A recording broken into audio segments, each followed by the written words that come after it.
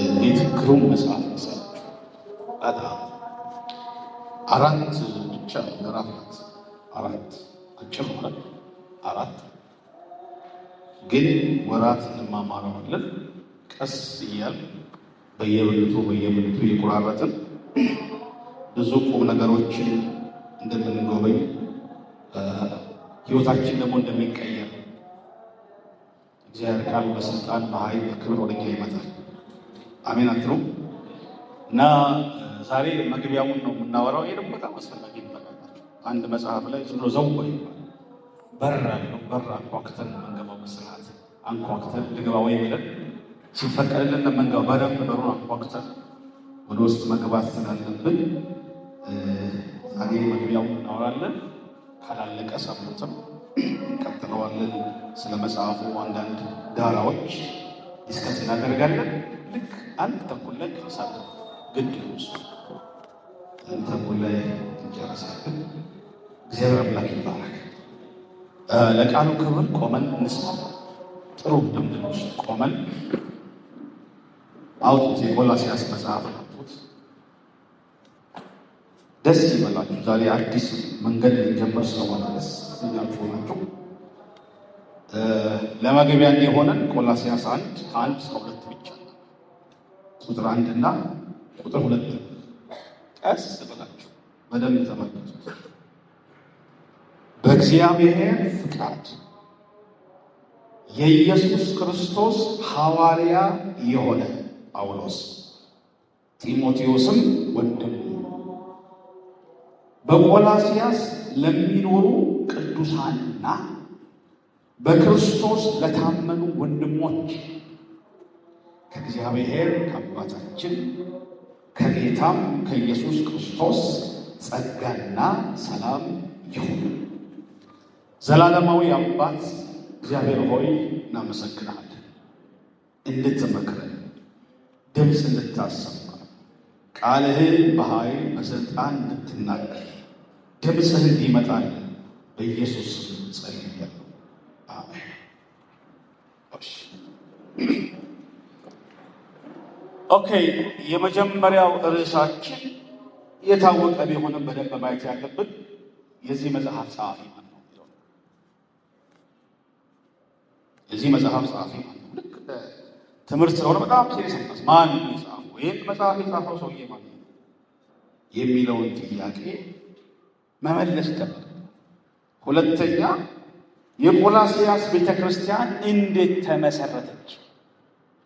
ይሄ በጣም የቆላስይስ ቤተክርስቲያን እንዴት ነው የተመሰረተች? የቸርቿን ታሪካዊ ዳራ ቃኛለን። ሶስተኛ ላይ ደግሞ ስንደርስ የቆላስይስ ደብዳቤ ጳውሎስ ለመጻፍ የጻፈበት ምክንያት ሪዝኑ ምንድን ነው የሚሉትን ጥያቄዎች ዛሬ ለመመለስ እንሞክራለን። ጌታ አምላክ ይባረክ።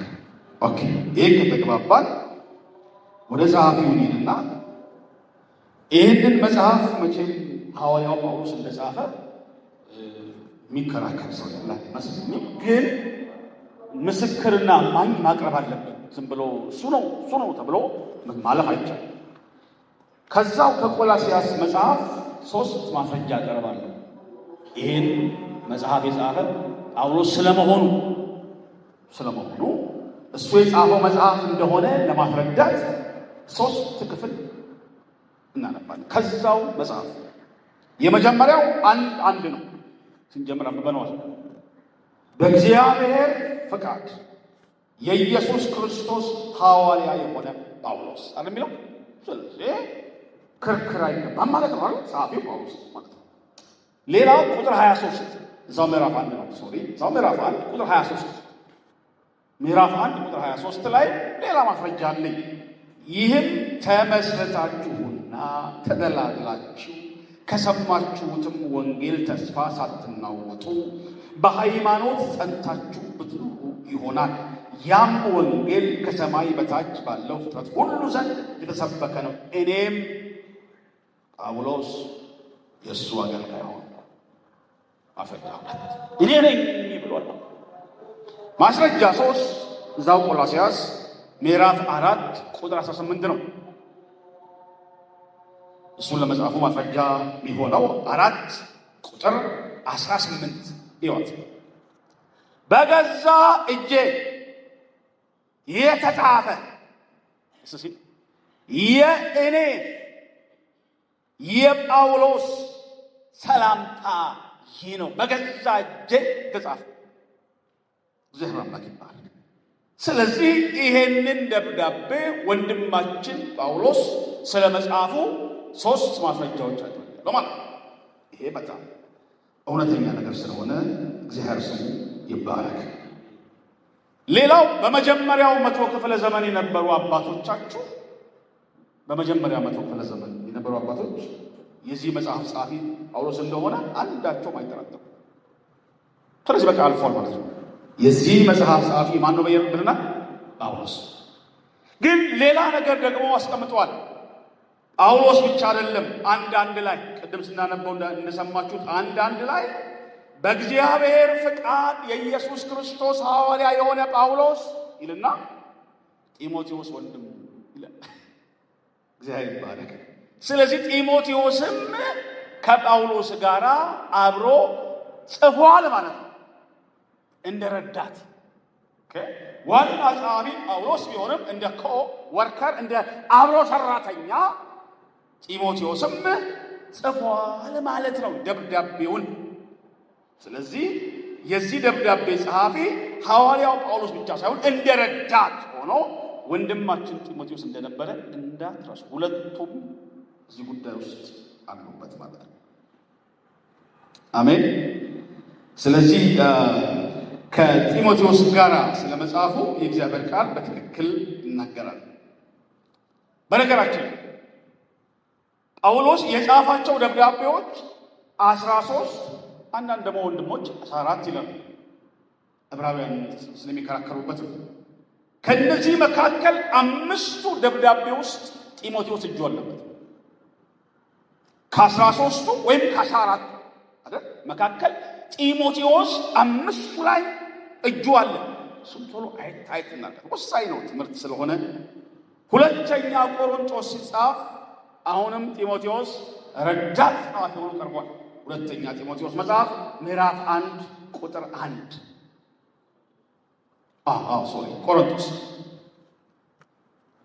ሁለተኛ ቆሮንቶስ መጽሐፍ ምዕራፍ 1 ቁጥር 1 በእግዚአብሔር ፍቃድ የኢየሱስ ክርስቶስ ሐዋርያ የሆነ ጳውሎስ ወንድሙ ጢሞቴዎስ።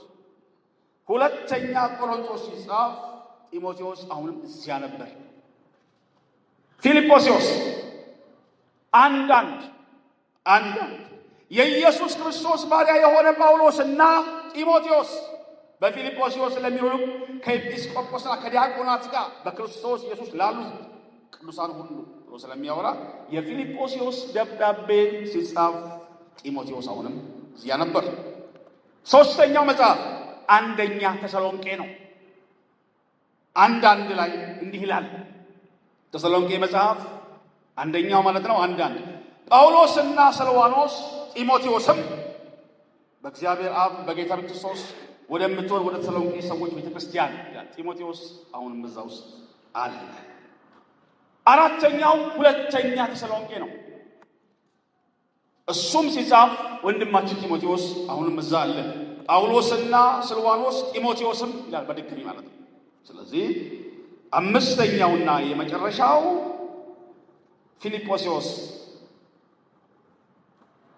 ፊሊሞና ማለት ነው። ፊሊሞና ሲጻፍ አሁንም ጢሞቴዎስ እዛ አለ። በክርስቶስ ኢየሱስ እስር ጳውሎስ ወንድሙ ጢሞቴዎስ እና ይጀምራል። እግዚአብሔር ይባረክ። ስሰበስበው ጳውሎስ ከጻፋቸው 14 ደብዳቤዎች መካከል 5ቱ ደብዳቤዎች ሲጻፉ ጢሞቴዎስ ከጳውሎስ ጋር ነበር። አሜን አትሩ?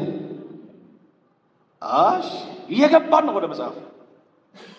ስለዚህ እኛ የምንማራትን የቆላስይስ መጽሐፍ ሲጻፍ ጳውሎስና ከሱ ጋር ደግሞ የነበረው ማን ነው? ጢሞቴዎስ ነበር ይላል። ሁለት ነገሮች እናንተ አንድ ላይ ጳውሎስ ራሱንም አስተዋውቋል። ደግሞ እንደገና ከሱ ጋር የነበረውንም አገልጋይ አስተዋውቋል። ያለውን ነገር በጥንቃቄ ማየት አስፈላጊ ነው። በእግዚአብሔር ፈቃድ የኢየሱስ ክርስቶስ ሐዋርያ የሆነ አንድ ጳውሎስ ይልና ጢሞቴዎስ ወንድም ነው። ወንድሙ ነው የሚለው ወንድሙ ሁለት ነገር እናወራ። አንደኛ ጳውሎስ ራሱን ዲስክራይብ ሲያደርግ ሲገልጽ ሲያብራራ በእግዚአብሔር ፍቃድ ሐዋርያ የሆነ በጣም ወሳኝ ነጥብ ነው። ሁላችሁ እንደምትገነዘቡት ቤተ ክርስቲያን ውስጥ ነቢይነት፣ ሐዋርያነት፣ ፓስተርነት፣ አስተማሪነት፣ ወንጌላዊነት ከሰዎች ለሰዎች የሚሰጥ ሹመት አይደለም። ጳውሎስ በእግዚአብሔር ፈቃድ ይላል። ሲያሜን ቤተ ክርስቲያን ማንንም ሰው መሾም አትችልም። እግዚአብሔር ለሾመው ሰው ግን እውቅና ትሰጣለች። ግልጽ ነው። ማንንም ሰው መሾም አትችልም። ሹመቱ በሉዓላዊ በእግዚአብሔር ፈቃድ ነው ያለው። ጳውሎስን ሐዋርያ አድርጎ የሾመው ማን ነው? ቤተ ክርስቲያን ናት። ዛሬ እንሾመዋለን፣ ዛሬ የሹመት ቀን ነው፣ የሐዋርያው የጳውሎስ የሹመት ቀን ነው ተብሎ ፕሮግራም ተነድፎ ሐዋርያው ቀጥሮ ጳውሎስ ወደ መድረክ ና ተብሎ ዛሬ እንሾመዋለን፣ ዘይት ላዩ ላይ እናፍስስበት ተብሎ አልተሾመም። እንደዚህ አይነት ሹመት የለም። ሹመት የሚሰጠው ማን ነው? ሉዓላዊ እግዚአብሔር ብቻ። እግዚአብሔር ለሾመው ሰው ግን ቤተ ክርስቲያንና አባላቶቿ እውቅና ይሰጣሉ። አሜን አትሉ? ጢሞቴዎስን ግን በጣም በተሻለ ስም ወንድም ይለዋል። ይህን ዳግም ያወርቻለሁ። ቤተ ክርስቲያን ውስጥ ከወንድምነት የበለጠ ትልቅ ሹመትን ማድረግም የለም። ወንድምነት ወይም እህትነት የከበረ ነው። ሲያሜን በሉ። ስለዚህ ጳውሎስ ራሱንና ወንድሙን ጢሞቴዎስን በዚህ መልክ እንዳስተዋወቀ ልብ እንድትሉ እፈልጋለሁ። ወደ ውስጥ አሁን ደግባ የጳውሎስና የጢሞቴዎስን ለመጀመሪያ ጊዜ ሁለቱ ሰዎች የተገናኙበትን ነጥብ እናንሳው።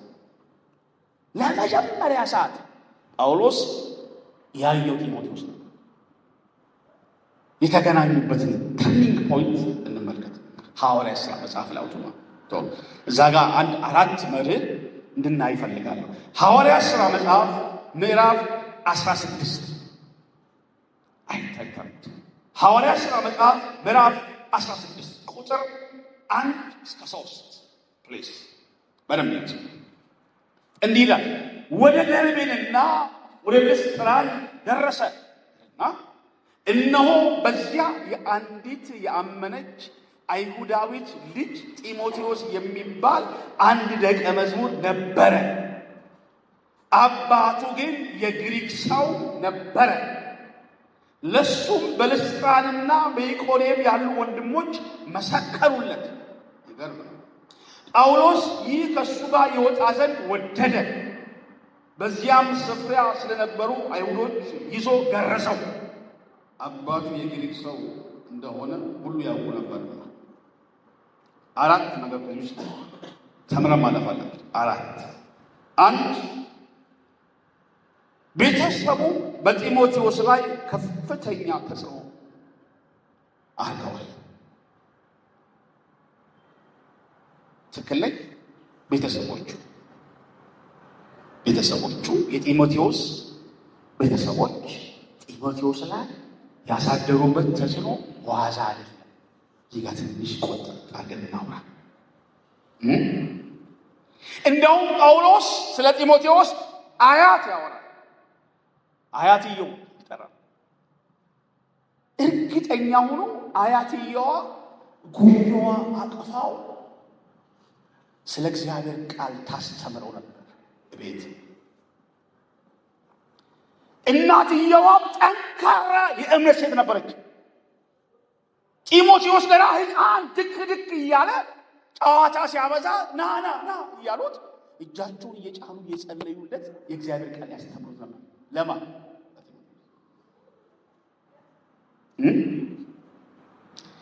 ሁለተኛ ጢሞቴዎስ መጽሐፍ ላይ ምዕራፍ 1 ቁጥር 5 ላይ እንማማርበት። ሁለተኛ ጢሞቴዎስ መጽሐፍ ምዕራፍ 1 ቁጥር 5 እንዲህ ይላል፣ በእናንተ ያለውን በአንተ ያለውን ግብዝነት የሌለበትን እምነትህን አስባለሁ። ይህ እምነት ቀድሞ አስምሩበት በአያትህ በሎይድ በእናትህ በኤወንቄ የነበረባቸው በአንተ ደግሞ እንዳለ ተረድቻለሁ። አሜን። ይሄ ለእኛ ሀገር ቋንቋ ከበድ ቢልም የዘር መንፈስ ይባላል። ይሄ በቀና መንገድ አያትየው ላይ የነበረው የእምነት መንፈስ እናትየዋ ላይ፣ ከእናትየው ደግሞ ማላይ መጣ ጢሞቴዎስ ላይ ግብዝነት የሌለበት እምነት። እግዚአብሔር አምላክ ይባረክ። እግረ መንገድ ያው ትምህርትም ስለሆነ ልጆቻችንን ሁለት ነገር አደረግን። አንድ በህይወታችን ምሳሌ የመሆን ለልጆቻችን፣ ሁለት ለልጆቻችን መንፈሳዊ ነገር የማስተማር መንፈሳዊ ግዴታ። ልጆቻችንን ቸርች ይዘን መተን መልቀቅ ብቻውን በቂ አይደለም። ትክክል ነኝ? በፍጹም በቂ አይደለም። ልጆች የሚማሩበት ትልቅ ቦታ ቤት ነው። ጢሞቴዎስ መንፈሳዊ ሰው ሆኖ ያሳረፈ ሰው ሆኖ ያደገው ቤት ውስጥ ነው። አያትና እናት ተባብረው አባቱ እንኳ አዛም ግድ ነው ማለት ነው። ስለዚህ ቤት ውስጥ በመጸለይ ምሳሌ በመሆን ቸርች በመገኘት ምሳሌ በመሆን እኛ ልጆቻችን ልንመራ የግድ ነው። ጢሞቴዎስ ይሄ ያለው። ሁለተኛ ለጢሞቴዎስ የወንድሞች ምስክርነት ነበረው። ይሄ በጣም ይገርማል። ይሁት እዛው ክፍል ላይ የሚናገሩት ቁጥር 2 ላይ ለሶም ይላል በልስጥራንና በኢቆንየም ያሉ ወንድሞች መሰከሩለት። ስለ አገልግሎቱ ውስጡ ስላለው ጸጋ እያደረገ ስላለው አክቲቪቲ ሰዎች ወንድሞች መሰከሩለት። ጸጋ አይደበቅም፣ ግልጽ ነው። ሁሉ ሰው ያውቀዋል። መልካም ምስክርነት እጅግ ጠቃሚና አስፈላጊ ጉዳይ ስለሆነ ማለት። ሶስተኛ ላይ ጳውሎስ ጥሪውን አረጋገጠለት። ምን የሚለው ከዛው ክፍል ላይ ቁጥር 3 ላይ ጳውሎስም ይህ ከሱ ጋር ይወጣ ዘንድ ወደደ ይላል አይደል? ወደደ እራሱ የጳውሎስም ልብ ከሱ ጋር እንዲሄድ ፈልጓል ማለት ነው። አራተኛው እሱ ነው። ምስክርነት፣ የውስጥ ምስክርነት ለጳውሎስ አግኝቷል። ሌላ በጣም አስገራሚ ነው። የጢሞቴዎስ ኦልሞስት የዛን ጊዜ ብላቴና ይባላል። እድሜው 17 ዓመት ይጠጋል። ገረዘው ይዞት ቁስል በቁስል አደረገው ማለት ነው። ለመገረዝ ፍቃደኛ ነበር ጢሞቴዎስ። ይሄ በጣም አስገራሚ ነው። አሜን ነው። እስቲ ይሄ የመጀመሪያ ጊዜ ነው። ዛሬ እንግዲህ መግቢያ ነው የምናወራው። ጢሞቴዎስ ከጳውሎስ ጋር በሁለተኛው የሚሽነሪ ጉዞ በሶስተኛው ጉዞ ላይ አብሮት ሙቭ አድርጓል። እሱን ሌላ ጊዜ በስፋት እናየዋለን ማለት ነው። ጢሞቴዎስ ሌላ በተረፈ እየተላከ ነው የሚያገለግለው። ጢሞቴዎስ አቤት ይላል። እንትን ከተማ ሄድና አገልግላቸው ሲባል እናትዬ እቃውን ሰብስቦ ብቻ መሄድ ነው። እንትን ከተማ ይሄዳል። ጳውሎስ ወደ ፈለገው ይልከዋል። ይሄ መንፈስና ክብር ያገኛችሁ። ለምሳሌ ሁለት ልንገራችሁ። ሁለት ከተማ ሲላክ ላሳያችሁ። ፊልጵስዩስ ምዕራፍ 2 ቁጥር 19 ፊልጵስዩስ መጽሐፍ ቶሎ እናንተ አይታው ቶሎ ብላችሁ ፊልጵስዩስ መጽሐፍ ላይ ምዕራፍ 2 ቁጥር 19 ነገር ግን ኑሯችሁን ሳውቅ እኔ ደግሞ ደስ እንዲለኝ ፈጥኜ ጢሞቴዎስን ልልክላችሁ በጌታ በኢየሱስ ተስፋ አደርጋለሁ። ልከዋለሁ ጢሞቴዎስ እሱ ይመጣና በጌታ ያጽናናችኋል፣ ልክላችኋል። ፊልጵስዩስ ማለት ተሰሎንቄም ተልኳል። አንደኛ ተሰሎንቄ ላይ እዩ። አንደኛ ተሰሎንቄ መጽሐፍ ምዕራፍ 3 ቁጥር 1 አንደኛ ተሰሎንቄ መጽሐፍ ምዕራፍ 3 ቁጥር 1 ላምበው። ስለ እምነታችሁ እንዲያጸናችሁና እንዲመክራችሁ ወንድማችን የእግዚአብሔር አገልጋይ ከእኛ ጋር አብረው በክርስቶስ ወንጌል የሚሰራው ጢሞቴዎስን ላክ ነው። ኦኬ ሰብሰብ ሳረክ ጢሞቴዎስ ወደ ፊልጵስዩስ ወደ ተሰሎንቄ እሳት ተነሳ ወደ ተባለበት ሁሉ ና ሂድ የሚባል ትሁት የእግዚአብሔር ሰው ነበር። አትርሱ። አሜን። ኦኬ ጢሞቴዎስ ግን ቸርች ውስጥ ይናቃል። ንቀት አለ። ሰዎች ይንቁታል። ጢሞቴዎስን ቸርች ውስጥ ይናቃል። ጢሞቴዎስ የሚናቀው ግን በእድሜው ነው። ከእድሜው የተነሳ ቸርች ውስጥ ያሉ ትልልቅ ሰዎች በእድሜም እና በትምህርት ደረጃ ከፍ ያሉ ሰዎች ስለነበሩ ጢሞቴዎስ ቆሞ ለማስተማር ለመስበክ ሲሞክር ጎልያድ ዳዊትን እንደናቀው ይንቁታል። ይቺ ብላቴና ደግሞ ምንድን ነው የምትለው ያጣጥሉታል። ይህ በጣም ከባድ ለጢሞቴዎስ ከባድ ቻሌንጅ የነበረበት ሁኔታ ይሄ ነበረ። አንደኛ ቆሮንቶስ 16:10 ተመልከቱት። እንዴት አይነት ሰዎች ከእድሜ የተነሳ እንደሚልቁት ተመልከቱ። አንደኛ ቆሮንቶስ 16:10 ጢሞቴዎስም የመጣ እንደሆነ ያልጳውሎስ በእናንተ ዘንድ ያለ ፍርሃት እንዲኖር ተጠንቀቁ። እኔ ደግሞ የጌታን ስራ ይሰራል። እንግዲህ ማንም አይናቀው፣ እንዳትንቁት። ቸርች ውስጥ ምትንቁት ሰው መኖር የለበትም። ከተለያየ ሁኔታ ካለባበሱ፣ በኢኮኖሚ አነስተኛ ስለሆነ፣ በእድሜው ወይ ስላልተማረ ማንም ሰው ሊናቅ አይገባም። ሰዎችን የምትንቁ ከሆነ እግዚአብሔር ጸጋ በዛ ሰው በኩል አልፎ እናንተ ጋር ይመጣል። ጢሞቴዎስ ይናቅ ነበር ከእድሜው የተነሳ። አንደኛ ጢሞቴዎስ 4:12 ላይ ይሄን በግልጽ ተናግሯል ጳውሎስ።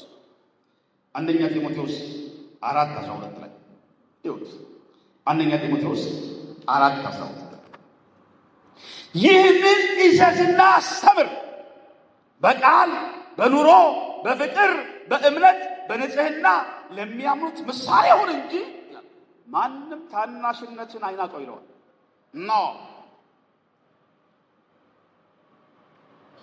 ኢየሱስ ለዘላለም ጌታ ነው።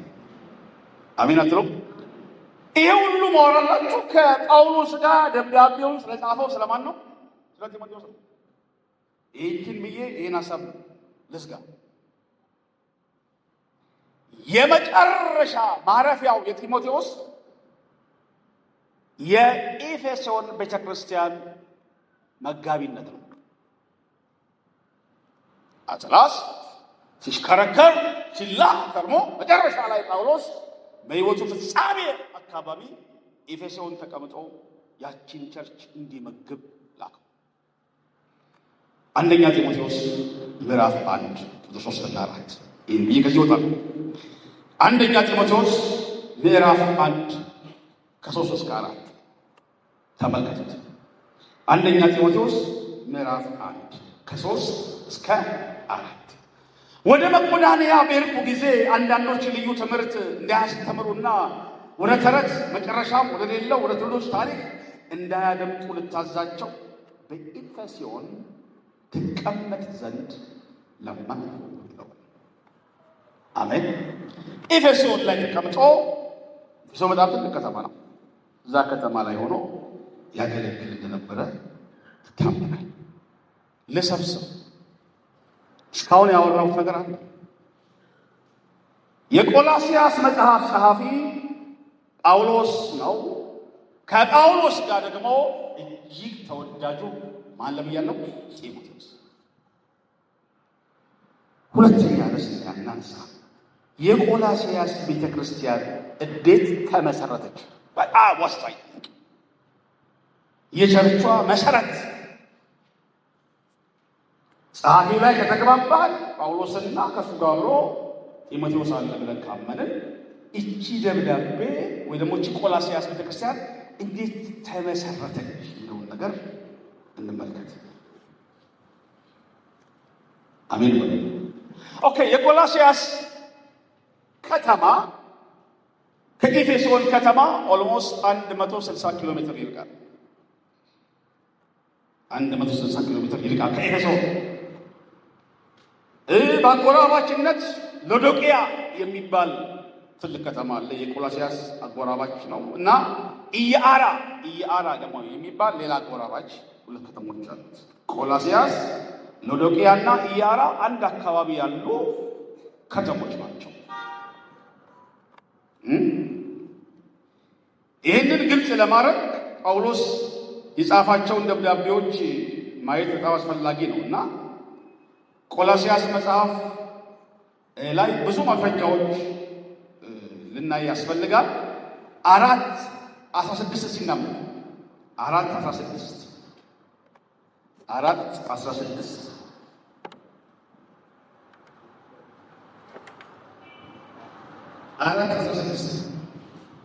ሚላል ይህችን መልእክት በእናንተ ዘንድ ከተነበበች በኋላ በሎዶቅያ ሰዎች ማህበር ደግሞ እንድትነበብ አድርጉ። በሎዶቅያም የምትገኘውን መልእክት እናንተ ደግሞ አንብቡ። እንግባባ። እነዚህ ሶስቱ ከተሞች ደብዳቤ ጭምር ምን ያደርጋሉ? ይቀያየራል። ለምሳሌ የቆላስይስ ሰዎች የቆላስይስን ደብዳቤ ጉባኤ ላይ ነው። ጳውሎስ ደብዳቤ ይልከዋል ይባላል። ከዛ እንዳሁኑ ምዕራፍ የለውም ቁጥር የለውም። ከሐዋርያው ጳውሎስ የተላከ ደብዳቤ አንዴ ብሎ ያነቡታል። ሁሉም ሰው ይገባዋል። በቃ አይገርም? ከዛ ያችን ደብዳቤ ይዘዋት ከቆላስይስ የት የምትሄደው? ወደ የት ሎዶቅያ ደግሞ ትነበባለች። ሎዶቅያ ደግሞ የመጣው ደብዳቤ ከሎዶቅያ የት ይመጣል? ቆላስይስ። ደብዳቤ እየተለዋወጡ ጭምር ያነቡ ነበር።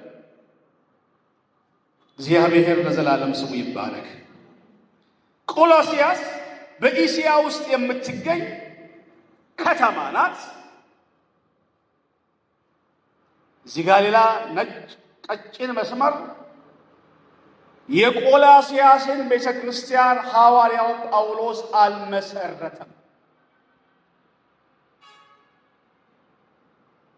በደንብ ያዙ። ሐዋርያው ጳውሎስ ቆላስይስ ከተማም ሄዶ አያውቅም። 3 የቆላስይስ አማኞችንም አያውቃቸውም። ቸርቿን አያውቃትም። እንዳውም ጳውሎስን ፊቱን እንኳ አይተውት አያውቁም።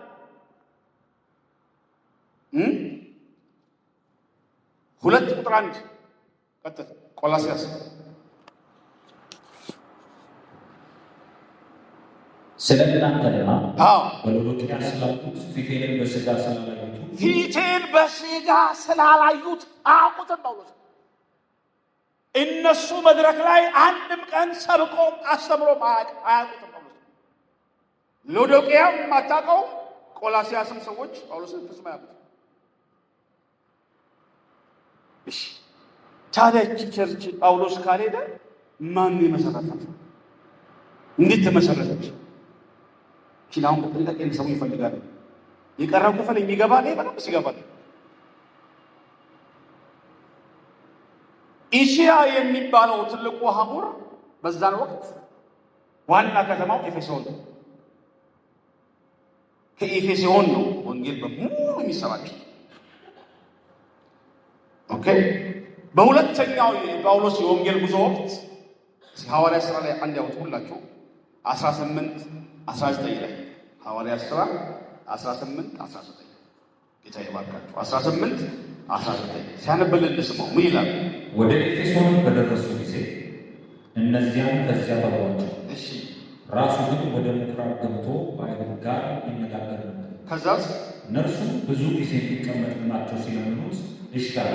እሺ ነገር ግን ሲሰናበታቸው የሚመጣውን በዓል በኢየሩሳሌም አደርግ ዘንድ ይገባኛል፣ እግዚአብሔር ቢፈቅድ ግን ወደ እናንተ እመለሳለሁ አላቸው። ከዛ በኤፌሶን በመርከብ ተነሳ። ባክ እየለመቃችሁብን ትንሽ አስተምረን ጳውሎስ ኤፌሶን ማለት እኛ ጋር ቆይ ነው ልቆይ ሄዳለሁ ቢለመን ጌታ ቢፈቅድ እመለሳለሁ አይደል? ስለዚህ እመለሳለሁ እንዳለ በሶስተኛው የወንጌል ጉዞ ወቅት ጳውሎስ ተመለሰ። እሱን ላሳያችሁ 19 ሐዋርያት ሥራ ቁጥር 10 እመለሳለሁ እንዳለ ተመለሰ። ሐዋርያት ሥራ መጽሐፍ ምዕራፍ 19 ቁጥር 10 በእስያ የኖሩ ሁሉ አይሁድም የግሪክ ሰዎችም የጌታን ቃል እስኪሰሙ ድረስ 2 ዓመት ያህል እንዲሆኑ 2 ዓመት ድረስ እንዲሁ ሆነ። ጳውሎስ ኤፌሶን ከተማ 2 ዓመት መላው ኤሽያ በወንጌል ተናወጠ። ይሄ መንፈስ ያገኛችሁ ዋው! የኤፌሶኗ አርጤምስ ታላቅ ናት ተብሎ ከተማው እስኪበጠበጥ ድረስ በጳውሎስ ጨርቅ እግዚአብሔር ታምር ሰራ። ሃሌሉያ! ብዙ ሰዎች ተፈወሱ። መላው ኤሽያ በወንጌል ተዳረሰ። ብዙ ሰዎች ከጎረቤት አገር ኤፌሶን ይመጡ ጀመሩ ወንጌል ለመስማት። ያኔ ኤጴፋራ የሚባል አንድ ወንድም ከቆላስያስ የመጣ ጳውሎስ ኤፌሶን ወንጌል ሲሰብክ ወንጌል ሰምቶ ኤጴፋራ የሚባል ወንድም ነው ቆላስያስ ነው ቸርች የጀመረው። እንደረሱብኝ ኤጴፋራ ስሙ ኤጴፋራ ይባላል። ያዙት። ኤጴፋራ የሚባል ወንድም ቆላስያስ 4:12 ይነበብልኝ። 4:12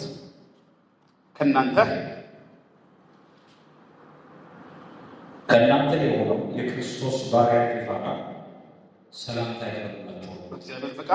በእግዚአብሔር ፈቃድ ሁሉ ተረድታችሁና ፍጹማን ሆናችሁ እንድትቆሙ ሁልጊዜ ስለእናንተ በጸሎቱ ይጋደላል።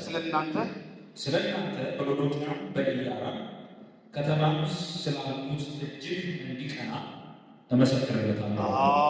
ስለዚህ ኤጴፋራ የሚባል ወንድማችን ቆላስይስ ቤተክርስቲያን መስራች ጀማሪ ጳውሎስ ኋላ ላይ ምንም ስለምናገኘው ምንም ይገባቸዋል። እሺ አሜን አይባልም። አሁንም አንድ እንግባ ወደ ውስጥ የቆላስይስ ቤተክርስቲያን አማኞች የሚሰበሰቡበት አዳራሽ የላቸው። በቁጥራቸውም ትንሽ ናቸው። የሚሰበሰቡት ፊኒዮና ቤት ነው። ቸርቹ ያለች ቤት ነው በሉኛ። ፊኒዮና ቤት እግዚአብሔር ይባረክ። ፊሊሞና መጽሐፍ ላይ አውጡ ምዕራፍ 1-2 የቸርቹ አድራሻ እዛ ነው። ፊሊሞና ቤት ነው የሚመለከው፣ የሚዘመረው፣ የሚጸለየው፣ ሁሉ ነገር እዛ ነው የሚሰራው። 1-2 ፊሊሞና መጽሐፍ ለእህታችንም ለአፍልያ ከእኛም ጋር ወታደር ለሆነ ለአቅርባ በቤትህ ላለች ቤተክርስቲያን እቺ ቤተክርስቲያን ቆላስይስ ናት። አይገርም? ግለሰብ ቤት ናት ቆላስይስ ቸርች። ፊሊሞና ቆላስይስ ከተማ ውስጥ ያለ ትንሽ ሀብት ያለው ወንድም የቤቱን ሳሎን ለአምልኮ ሰጥቷል። ቅዱሳን በሳምንት አንድ ቀን እዛ መጥተው ይሰበሰባሉ። ፊሊሞና ቤት ይመለካል፣ ይዘመራል፣ ይጸለያል። ቸርቿ ያለችው ፊሊሞና ቤት ውስጥ ነው። የአምልኮ ሰዓት ሲደርስ ቤቱ ለሚመጡት እንግዶች ይዘጋጃል። ተዘምሮ ተጸልዮ ሲወጣ እንደገና ቤቱ ወደ መኖሪያ ቤት ይቀየራል። ደስ አይልበታል። የቆላስይስ ቸርች የምታገለግለው ፊሊሞና ቤት ውስጥ እንደሆነ እንዳትረሱ። ሁለት ልጨምር። የቸርቿ ዋና አገልጋይ አግሪጳ ይባላል። አግሪጳ 4:17 አበቡልኝ። ቆላስይስ ላይ የቸርቿ ዋና አገልጋይ እሱ ነው። እሺ አግሪጳ በጌታ የተቀበልከው አገልግሎት እንድትፈጽመው ተጠንቀቅ በሉ። አይ ጳውሎስ ኪስ ወንደርፉል ወርድ። አግሪጳ የሚባለው ወንድማችን ቸርቿ ስህተት ትምህርት ገብቶባት ማገልገል ተብሎታል። ያቺ ትንሽ ቸርች ግለሰብ ቤት ነው ያለችው። እርስ በርስ ስህተት ትምህርት ገብቶ እየተተራመሱ ነው።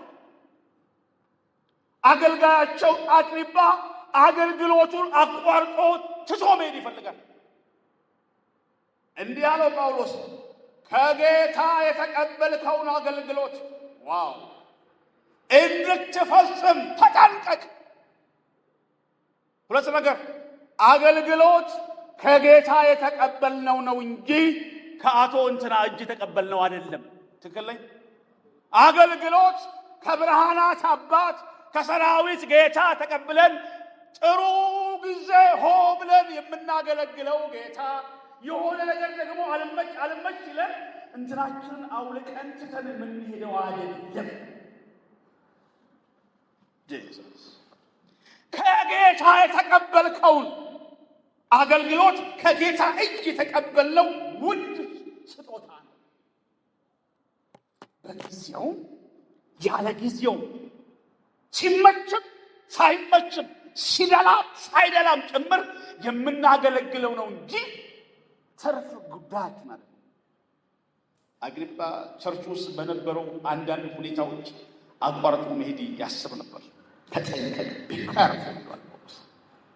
አሜን አሜን። አስቤ ያቀፈኛችን አውጪ ይጨርሳል። ሶስተኛ ደብዳቤው የተጻፈበት ምክንያት ለምንድን ነው ጳውሎስ ደብዳቤው የጻፈው የሚሉትን ነገሮች 10 ደቂቃ አውርተን ጨርሳል። በጣም ልቤን የነካኝ ሀሳብ እዚህ ጋር ያለው በጣም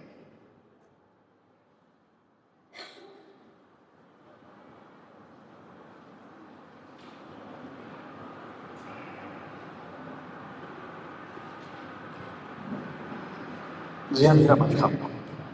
አሜን አትሉ?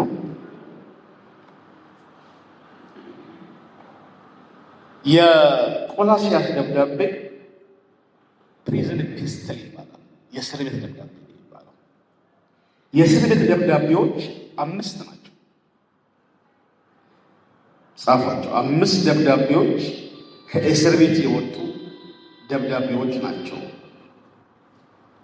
እነዚህ 5 ደብዳቤዎች ደግሞ እናንተም የምታውቋቸው ናቸው። አብዛኛዎቹ ሁሉም ደብዳቤዎች ከእስር ቤት የወጡ 5 ናቸው። ቆላስይስ አንደኛው ነው። አሁን እንማማረው። ኤፌሶን አለ፣ ታውቁታላችሁ። ፊሊሞናም አለ፣ ፊልጵስዩስ እና ሁለተኛ ቲሞቴዎስ። 5ቱ ከእስር ቤት የወጡ ደብዳቤዎች ናቸው። እነዚህ 5ቱ የእስር ቤት መልእክቶች ተብለው ይጠራሉ በአብዛኛው ጊዜ። እግዚአብሔር ይባረክ። ጳውሎስ ይሄን ደብዳቤ ሲጽፍ እስር ቤት ነው ያለው።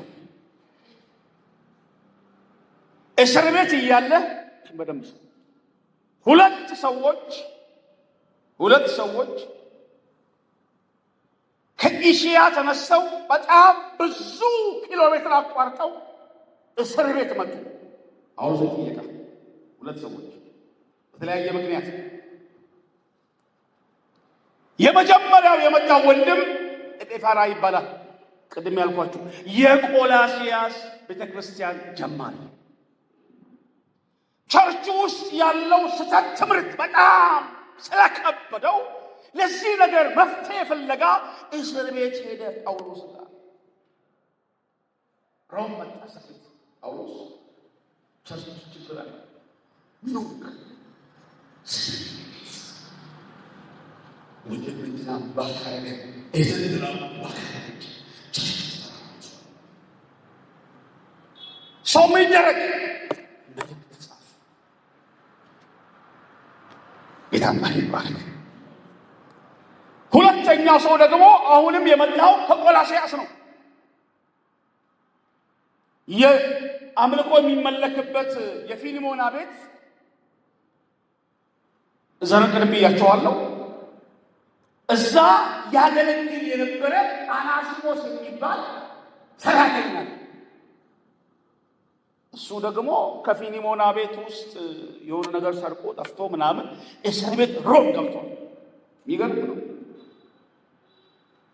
ስለዚህ ጳውሎስ ከእስር ቤት ውስጥ ሁለት ደብዳቤዎችን ጽፎ ወደ ቆላሲያስ ላከ። የመጀመሪያው ደብዳቤ የቆላሲያስ ደብዳቤ ሲሆን ሁለተኛው ደግሞ ፊልሞና። ግልጽ ነው። ሁለት ደብዳቤዎች ይዘው መጡ። አንድ ለቆላሲያስ ቤተክርስቲያን፣ ሁለተኛው ፊልሞና ለሚባል ቤቱ አምልኮ ለሚመለክበት ለዛ ወንድም ለፊልሞና። ይኸው ከፊልሞና ከእስር ቤት ደብዳቤ መጣ። አሁን በለመስሙ የፊልሞና ደብዳቤ አናሲሞስ የሚባለው ያ ወንድም አምታቶ ሰርቆ ገንዘብን ወስዶ ሄዷል። አሁን ግን በጌታ ተለውጧልና ይህን ወንድም ይቅር በለው የምትል ሰማ ፊልሞና ተቀበለው። አናሲሞስ ሰርቆሃል፣ አምታቶሃል። አሁን ግን ጄሰስ በጌታ ወንድምህ ስለሆነ ማለት ያ ሰው አንተከተለው ነካባለ ደብዳቤ ይዞ መጣ። አናሲሞስ ፊልሞና ያለበታ አንድ ምዕራፍ ደብዳቤ ይዞ ሁለቱ ደብዳቤዎች የተላኩበት ሰው ልቤ ይነካዋል። እሱን ላሳያችሁ እና ልጨርስ። ይሄን ወንድም እናምሮ ቆላሲያስ 4:7 ይሄን ወንድም ማወቅ ያለባችሁ። ደብዳቤው ይዞ የመጣው ወንድም የተወደደ ወንድምና አንድ የታመነ አገልጋይ፣ ሁለት በጌታ አብሮኝ ባሪያ የሆነ፣ ሶስት ቲኪቆስ ኑሮዬን ሁሉ ያስታውቃቸዋል። ቲኪቆስ የሚባል ወንድም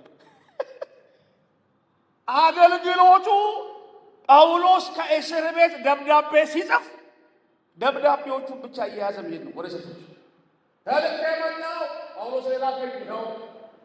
ቲኪቆስ የሚባል ወንድም ነው ደብዳቤውን ይዞ የመጣው ከሮም እስር ቤት። ኤፌሶን 6:21 ኤፌሶን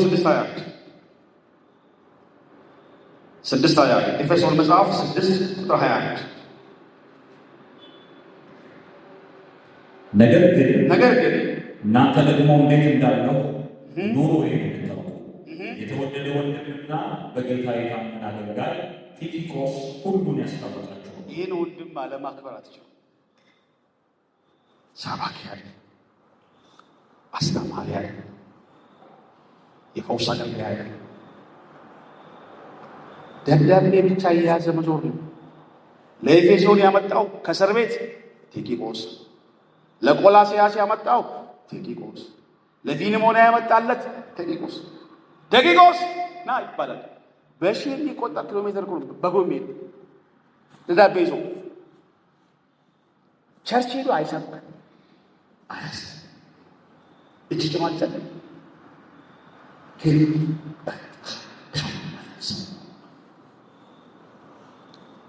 ድገም ይባክ። አሁን ክፍል የሰውየውን ባህሪ እናውራበት። ነገር ግን እናንተ ደግሞ እንዴት እንዳለው ኑሮዬን እንድታውቁ አንድ የተወደደ ወንድምና ሁለት በጌታ የታመነ አገልጋይ። የተወደደ ወንድም የተወደደ ወንድም ቲኪቆስ በእጁ የያዘውን ደብዳቤ ለማንም የማይሰጥ ቲኪቆስ ታማኝ ባይሆን ኖሮ የቆላስያስ ደብዳቤ ዛሬ እኛ እጅ ባልተገኘ ነበረ። ቲኪቆስ ታማኝ ባይሆን ኖሮ የኤፌሶን ደብዳቤ እኛ እጅ ባልደረሰ ነበር። ማንም አይረዳው። በረሃ አቋርጦ መርከብ ተሳፍሮ በጣም ረጅም ኪሎ ሜትር አንዳንዴ ከአውሬ ጋር ታግሎ ከሚያስፈራ አውሬ ጋር ታግሎ ያንቺን ደብዳቤ ይዞ ቸርች ይመጣል። የሐዋርያው የጳውሎስ የቅርብ ረዳት ነው። ግን የሚያግዘው በአንድ ነገር ብቻ ነው። ደብዳቤው ይዞለት በቤት ቲኪቆስ የተወደደና ታማኝ። አሜን አሜን አሜን። ኦኬ ስንሰበስበው የቆላስያስን ቤተክርስቲያን ኤጲፋራ የሚባል ወንድም መሰረተ። የቆላስያስ ቤተክርስቲያን የምታመልከው ፊኒሞና ቤት ነው። ሁለት የቆላስያስን ደብዳቤ ይዞ የመጣው ቲኪቆስ የሚባል ወንድም ነው። ይሄ የትምህርታችን ርዕሶች ናቸው። እቺ እንዳትረሱብኝ።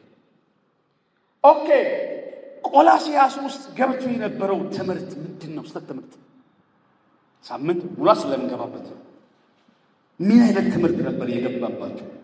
ኖስቲዝም ይባላል። ኖስቲዝም ጻፉት።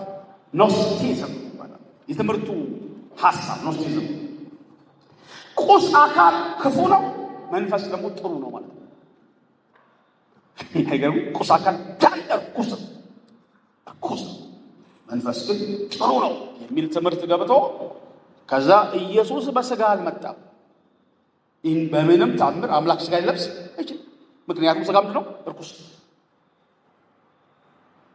የሚለው ሐሳብ ውስጥ ተገብቷል። የቆላስያስ መጽሐፍ የኢየሱስን የበላይነት ከፍ አድርጎ ያሳያል። ክርስቶስ ማን እንደሆነ፣ ምን እንደሆነ፣ ዓለማትን እንዴት እንደፈጠረ አጠቃላይ እሳቤውን ሁሉ ያሳያል። ይህን ሳምንት ቀጥሏል። መግቢያውን ያወራሁት ኦልሞስት ዛሬ ቁጥር 1 ምዕራፍ 1 ቁጥር 1 የደብዳቤው ጸሐፊ ጳውሎስና ጢሞቴዎስ የሚሉትን ሀሳቦች ተናል። ቆላስያስ ከኤፌሶን ቸርች 160 ኪሎ ሜትር ትርቅ ሆነች። ኤጲፋራ የሚባል ወንድም ሰምታት፣ ቲኪቆስ የሚባል ወንድም ዳቤ ይዞ እንደሄደ አይተናል። ሳምንት ወደ ክፍሉ ሰው ሲል አምላክ ክብር አቀምጡ ደስ ብሏቸው